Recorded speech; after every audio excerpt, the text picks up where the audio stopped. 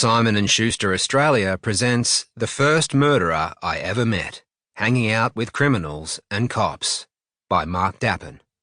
Narrated by Henry Nixon. 1. The First Murderer I Ever Met. I am not a criminal, but I knew criminals when I was young.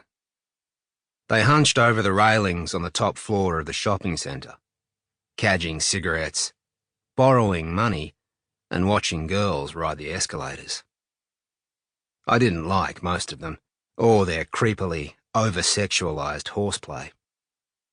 It was as if the thing that they enjoyed most about violence was the chance it gave them to feel flesh on flesh, to touch another person where they wouldn't choose to be touched.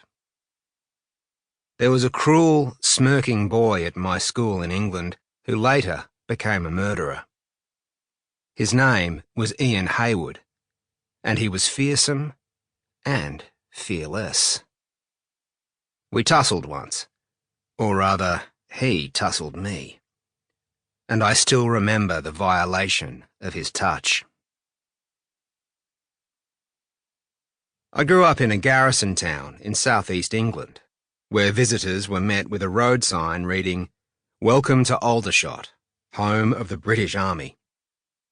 In the late 1970s, Aldershot was the headquarters of the Parachute Regiment, whose hulking, glowering troops menaced the main streets in sand-coloured desert boots and sweatshirts printed with the gloatingly repurposed pacifist joke, "Join the army, travel to exotic, distant lands, meet exciting, unusual people, and kill them."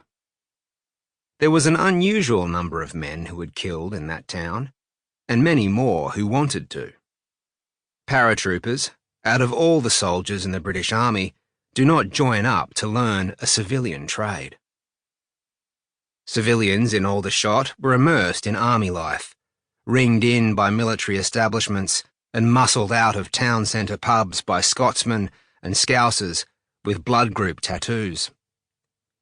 The army made the otherwise unremarkable area a target for Irish Republican bombers. In 1972, the official IRA had blown up the 16th Parachute Brigade's officers' mess, killing 6 civilian workers and an army chaplain.